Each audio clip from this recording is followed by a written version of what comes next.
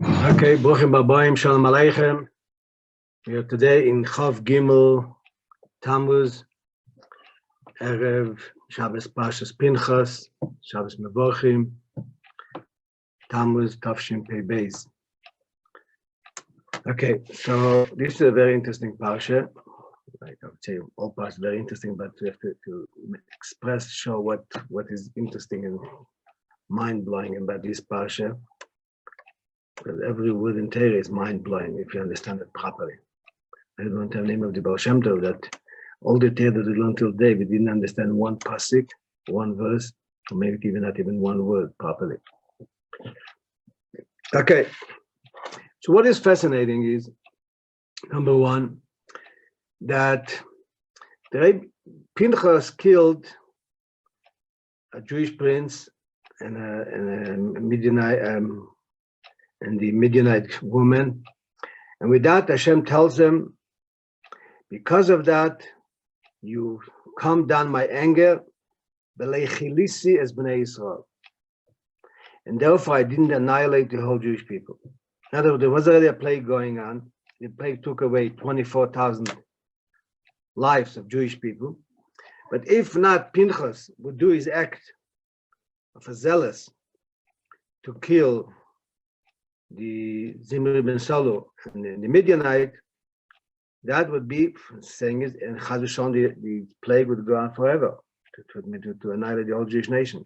We're coming back to the idea of some things are happening and Hashem is ready to annihilate the Jewish people. It's not only ready to annihilate, it started, it went into action, it was going. And he says, because Pinchas was zealous, and he was mechanic kinasi, he took my side, it affected him, Hashem's anger, he took Hashem's side, and therefore, what he's giving here is Bris Yisholem, a covenant of peace. He became a Kayan, that he wasn't a Kayan before he was the son of Elazar. That's not in our shir today. But because of that, he saved the whole Jewish nation. So the question is, how could he save the Jewish nation? Because he killed, we said, a Jew and one Midianite woman. What is the connection? Yes, he was zealous. He did a very good act of zealousness, of caring for the Eibishter and taking on Hashem's side, being completely touched in its essence. We would say that is such a terrible thing he's done, and he took it. But therefore, if this sin deserves the annihilation of the Jewish people, and it started to go, how is he doing that good act of, call it even act of goodness and kindness? What is external, it looks very severe, opposite of goodness and kindness. That stop the plague, and that means stop the plague. It means the plague became unnecessary. And now the Jewish people could remain alive. Why? How did they change around that? So that is the interesting thing to understand. So first of all, we see an interesting thing, that an act of one Jew who was touched to its essence of the annihilation, of the Chilul Hashem, of the Jewish people, of doing something right that shouldn't be done. And they would, what looks like they were deserving annihilation. Otherwise, it wouldn't be the plague. And with one act of good, of righteousness, he saved the whole Jewish nation. What is the explanation of that? Furthermore, it says really that this sin, that the Jewish sin here, there was a double sin, right? They got involved with the Midianite, Moabite girls, women. And then the other thing was they worshiped the idol of Peah. What each one of the Averas, you could say, is a terrible level. So it says in Midrashim that the punishment for that will continue till Mashiach. Why? First of all, he's saying that Pinchas already took care of it, and that's why he stopped the annihilation of the Jewish people.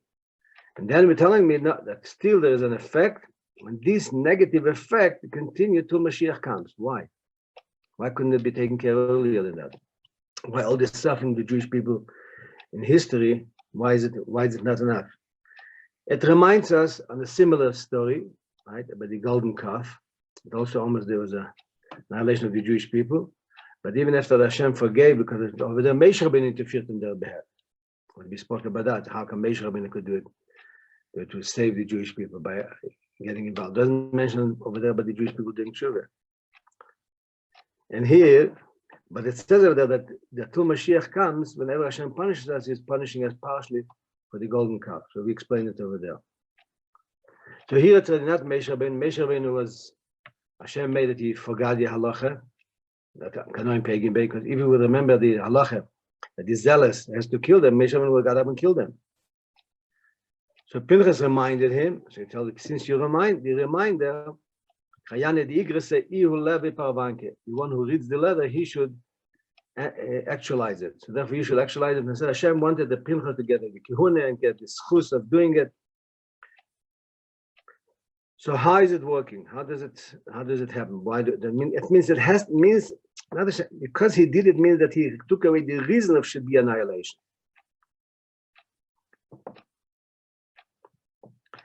So you have to understand how is that working exactly.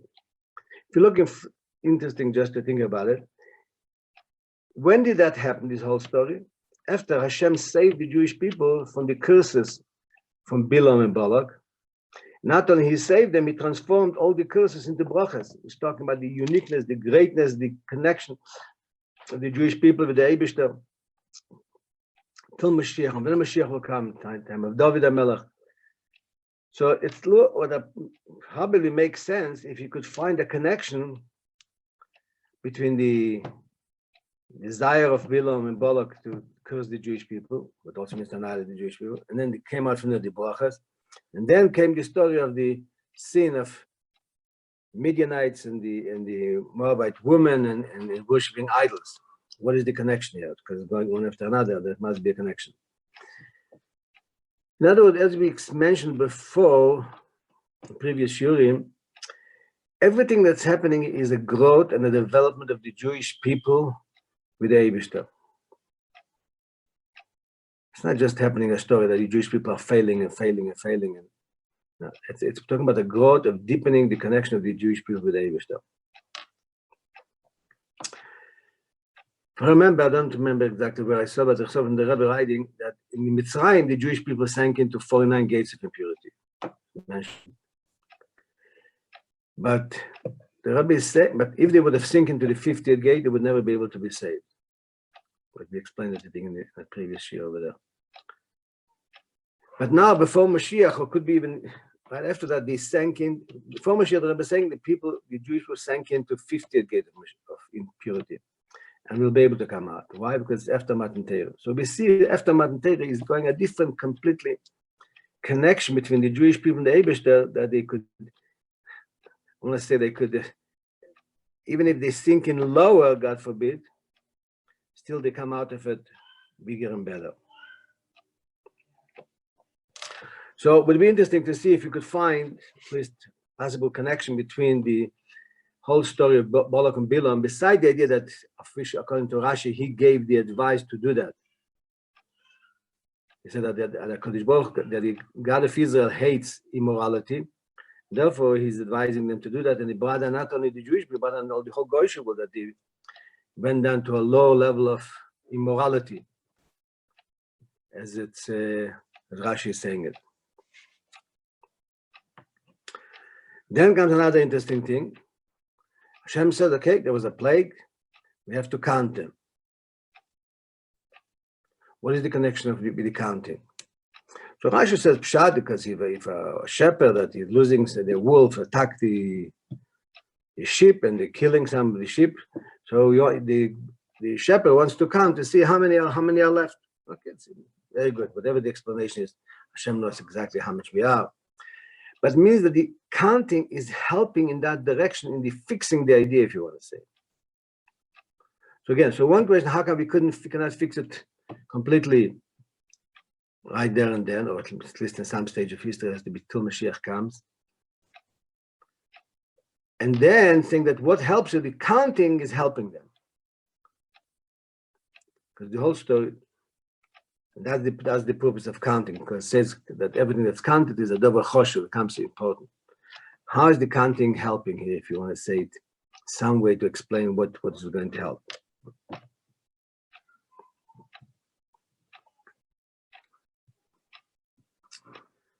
And as we mentioned, why is this certain sins will be paying for them till Mashiach comes, and most of the sins we don't pay. We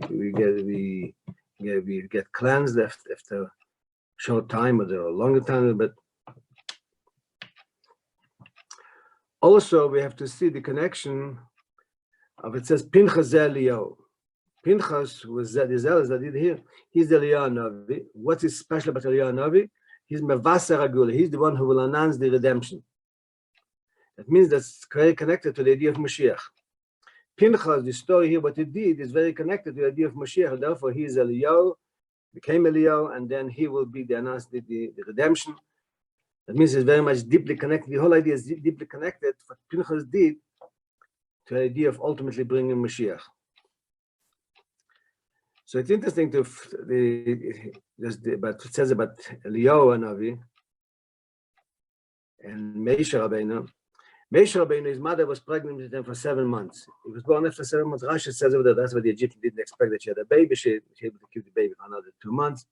Then she had to put him in the Yam Suf, in the weeds of the Nile River.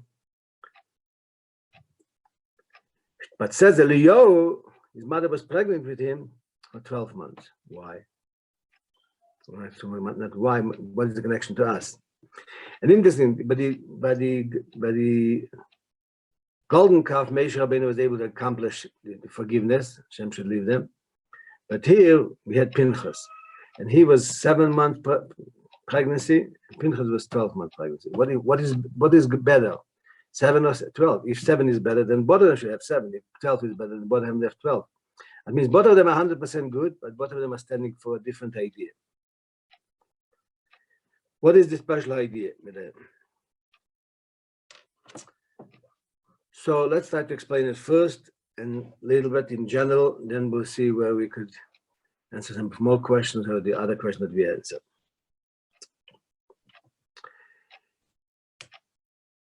By the Jewish people sinning, in this case, let's talk about now, or with the golden calf over here, what happened is, I would say, almost the essence of the Jew got connected to negativity, sank into negativity. So therefore, the saving it is not just enough to say sorry and I'm forgiving you. We have to fix the essence of the Jewish people connection with the Eibishter in a certain way, to a certain degree. And therefore, once that was affected in the deepest level of the connection between the Eibishter, therefore the decree was annihilation. Because life is not worth living, as we explained last time. The life that they're going to be, Hashem will forgive them, not annihilating us, just forgive us, then the life will be based on a very core level connection with negativity, and it will manifest in physical catastrophes and spiritual catastrophes. Therefore, the best thing what could happen over there, as we explained by the golden calf, is annihilation of the Jewish nation. That's what Hashem wanted to annihilate the Jewish people. It was the best thing for them. Now, when you want to stop it, so Moshe Rabbeinu did it in one way, as we explained over there, I'm not going to repeat it. But when you want to stop it, what Pinchas had to do, he had to reveal in himself, and through that in the whole Jewish nation, that the connection to the Eibishter is deeper than that. It's infinitely deeper than the connection. It's as strong as the desire for idol worshipping, for adultery, that was in this case. But we see that in time, already the second generation, we're already going into Eretz Yisrael. We're talking about like a few months before they went into Eretz Yisrael. Nation is about to leave. All the education of Moshe Rabbeinu they had till now for 40 years. And here, something comes, and when they say they're failing bitterly. Why? First, understand. So we have to understand that the Nisoyan, the test, was a very, very big test. In other words, Hashem gave an unbelievable power to the negativity, to the desire of the animal soul, of the Yetzer Hara, to sin. That was like very, very deep in the person. And it was very hard to overcome it. As we see that after all so many miracles and everything, how they failed. And that means that was a bigger test than before. But the way to fix it is to come to reveal a connection between the Jew and the Eibush that is much deeper than the negativity, infinitely deeper than the desire for negativity. And therefore, you could transform the negative into positive. It's not just a question of avoiding it or overcoming it. You have to reveal a deeper connection with the Eibush than that. And I would like to suggest that that's what Pinchas did. Pinchas revealed the connection between the Jew and the Eibush in a deeper level, but his zealousness, and he did it out of kindness, not out of cruelty, that he was in anger, and he saw that that's the kindness that you could do for the Jewish people. So he revealed in himself, and through revealing in himself, he revealed it in the whole Jewish nation in a certain way, because they didn't. He did it, but as a Jew, as a representative of, let's say, of the Jewish people, he revealed the essence connection of the Jew with the Eibush. Once you reveal that connection, you don't have to annihilate them. They could do tshuva. But we're talking about a very deep connection, to the deepest connection possible into a negative way, where that's very deep.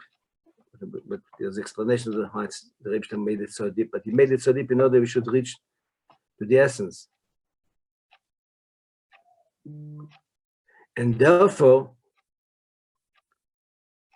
because he revealed that essence connection, Hashem said, okay, now I don't have to annihilate the Jewish people. But in the same time, but you have to elevate the whole Jewish people to the level of Pinchas, to bring that connection between Pinchas, with the Jewish people, with the Eibush, the level of Pinchas. Where the ultimate level of that will be revealed, I would say, when Mashiach comes. And with the Pinchas revealed the connection of the essence of the neshama of the Jew in him, with the Eibush in the level of Mashiach already. And that's why they will transform the darkness into light. Where are you? So that is connected, but when will the whole Jewish nation get to that level? That's take the time. So when we're saying that the Jewish people are being punished for that sin, for all of history, it's not being punishment. It's refinement and elevation of the Jewish people to reveal a deeper and deeper connection until they come to the idea of Pinchas. Therefore, it says Pinchas Eliyahu. Who will announce the redemption? Eliyahu Navi, that's Pinchas. Why? Not because he'll be, because a big tzaddik, the Rebbe says, okay, you know what, I'll give you the honor to be the one to announce this great revelation. He's embodiment of that revelation. He's in the embodiment of that announcement. He got to that right in that time when he was zealous and he killed the Jewish prince with the Midianite woman. And that's why so many miracles, because that represents what a level of Kedusha he revealed himself. But to revealing it in himself, in a certain aspect, he revealed it in all Jewish people. And therefore, it's interesting that now they didn't stay another 40 years in the desert now because of that, because of the golden calf and the spies. They stayed for another 4 years in there. Here, they went right straight to Tzron a few months later, because he revealed that connection from the people's point of view. And that's why I would say Moshe Rabbeinu did not remember Hashem, that Moshe Rabbeinu should forget the halacha, because Hashem didn't want it should come from above. He wanted to reveal it now from the nation point of view, from below, what we call Isarusi Dilatata, an awakening from below. It's happening from the world, this connection with the Eibush.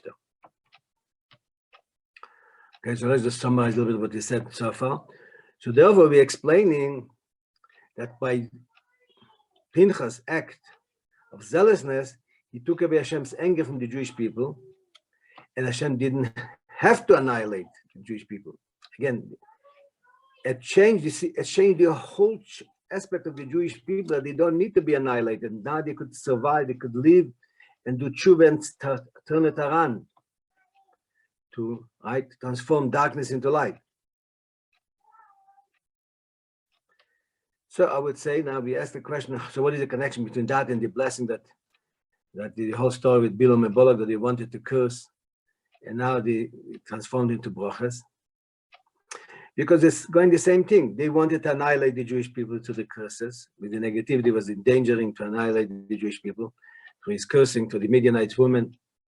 And then Hashem transformed it into brachas, gave the Jewish people the ability to reveal that connection, a deeper connection.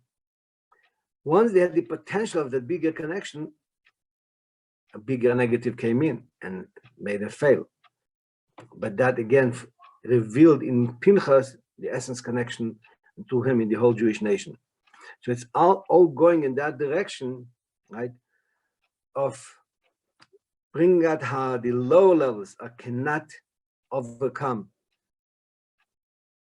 low levels of negativity, of power, of negativity, of darkness, cannot be overcome by just by a revelation of godliness, but has to be the higher revelation of godliness.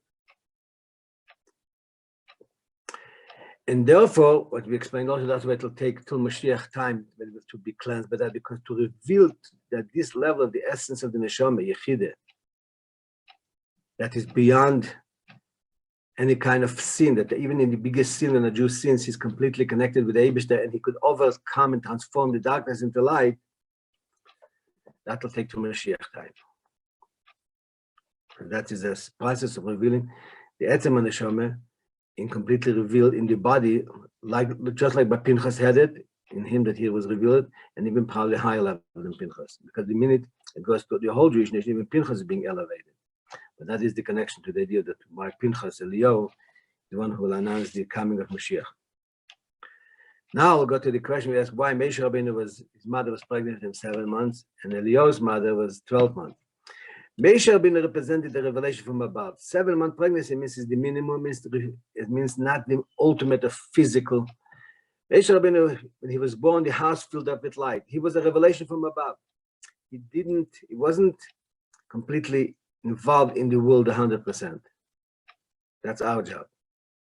Eliyahu represented us, the Jewish people, who are completely involved in physical. That's pregnancy of 12 months means maximum development and involvement in physical things.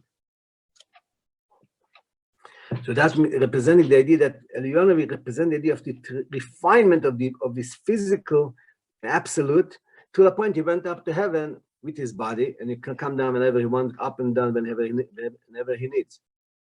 The Moshe Rabbeinu, it didn't happen to him. He didn't go up with his body. Or as the Baal Shem Tov said that he could go up to heaven, just like Eliyahu, but he doesn't want. He wants to go onto the earth, because there's an aspect of going down lower and elevating. But Pinchas represented the complete refinement of physical to become spiritual. That's why his mother was pregnant for 12 months, as the Rabbi Rashab explains in the Semach Vov, in order to come to a complete refinement of physical. Once we are holding here, let's take another few questions. But we can take the idea of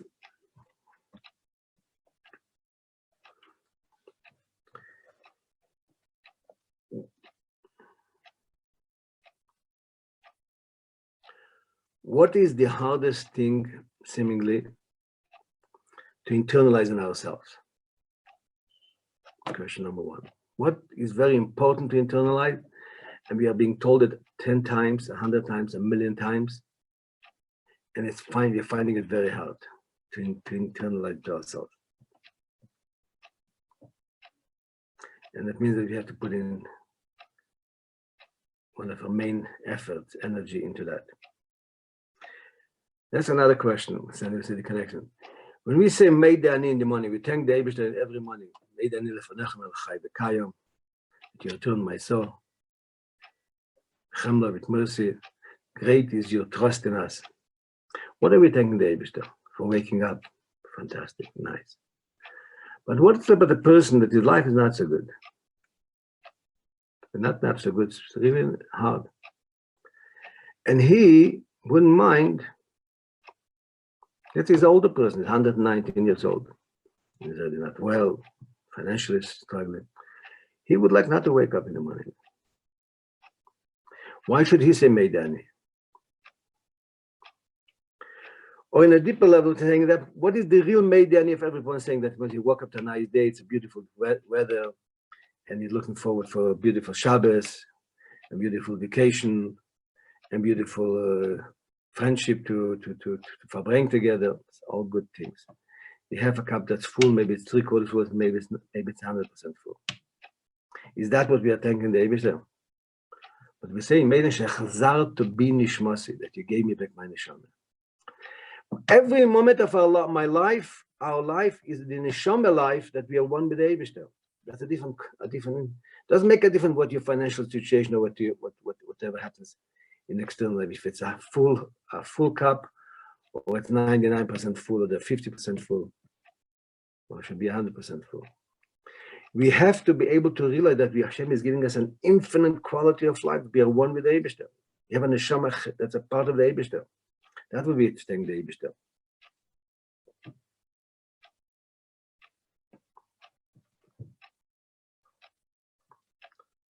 But it's interesting, that is hard for, again, as I mentioned, for a person to intern, that you wake up complete full of highest happiness. I'm a chelik of the Eibishter. The Eibishter is absolute, infinite, beyond infinity, and I'm part of him. And I'm guaranteed that I'll be completely even. So, yes, I'm failing here and there, but I'm guaranteed that ultimately I will be fine. I'll transform all my negatives. All my sins will become like mitzvahs. Right? There's a story with the Litzron Berditchev that he told the guy, I'm jealous of you. But when you will do tshuva, all your averas, how you'll be in a higher level than me. I said about tshuva is higher than a tzaddik.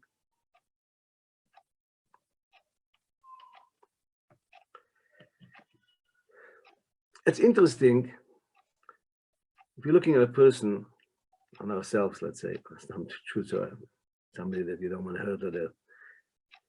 In one way, a person is walking around like he's the center of the world. And therefore he gets dressed nicely and he's and he's the most important thing in the world. Where does it come from? Where do you think, are you stupid? Where does it come such a feeling that you're the most important, the center of the world? I mean, there's 7 billion people in the world. In history, there was billions, hundreds of billions of people. What you're walking around like you're the center of the world. I mean, you're compared to what the world is. You're here today, tomorrow it will be 120, 180. Sure, I can't live forever. But I'm saying, what is that completely a negative idea? That you're walking around like that? Where is that coming from? That person is walking that he's the center of the world. And it's interesting, in the same time, sometimes a person is like he's a nothing. And God brought together, not he feels he's a nothing, but he feels yes, he's on the other hand, he's the center of the world. How do we reconcile these two inyanim? So the Rabbi brings in Amaya in Basel Legani, the first Basel Legani, that the physical gives an impression, I'm here here just because I'm here and I don't need any sources. I'm absolute being. Even the physical thing gives an impression, I'm here because I'm here, don't need a creator. Where is it coming from? Because because the physical is created from the essence of the Eibishter. The power of the essence of the Eibishter to create yesh me'ayin, something from nothing, the Metzias. So because you have in yourself the power of atzmos, of the essence of the Eibishter, therefore comes the feeling that he's infinite, he's absolute, the absolute being. You don't need any excuses for existence. And that's what's in the person also.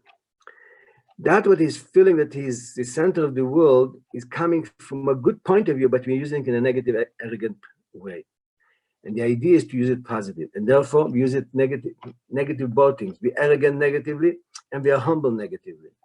What we have to be transformed to use it, to turn it around, to use it positive, arrogant, if you want to call it, and positive humility. I'm a chelek of the Eibishter, part of the Eibishter, and therefore, I'm one with the Eibishter. And I guarantee that if Ticha Torah Seif Yisrael Shuv, the Torah promises that everyone will do tshuva and will transform darkness into light. Mashiach will come believe forever. So that should be burning in you, that you are one with the Eibishter, then everything will change. Then you will not. Then your humility is not humility because, oh, I don't have stars, I will worry about that. Won't worry. Humility is because everything is the Eibishter, not you. Therefore, we find Chassidim were very humble. At the same time, they were very happy people, with trust, with confidence, with strong, with Mesiras Nefesh. They were like Pinchas, they had the Mesiras Nefesh, but mainly on themselves. So that is the idea of Pinchas, that I'm saying that he was let's say he was humble and arrogant in the right way. And that's the lesson to us, to bring the Pinchas in ourselves, to internalize in ourselves that we are part of the Eibishter. It's hard to internalize it. Yes, it's hard. So what's it's worth it? When you internalize it 1%, 5%, let's go 50%, 60% more, 100%.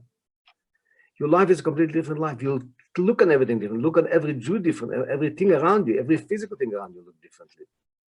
You live a life of redemption, yet you're redeemed. Not wasting a worry, not wasting energy of worrying of. And to bring that that Rabbi said, the already came, he announced the redemption. Now we need the revelation of Mashiach in a physical way. Lamata Mesar Tvachim. The Niske Zenz mit Rem Beguf Gashmi Dolamata, who is Valeinu, with Shabbos, and in the Beis Hamikdash now, Mashiach now.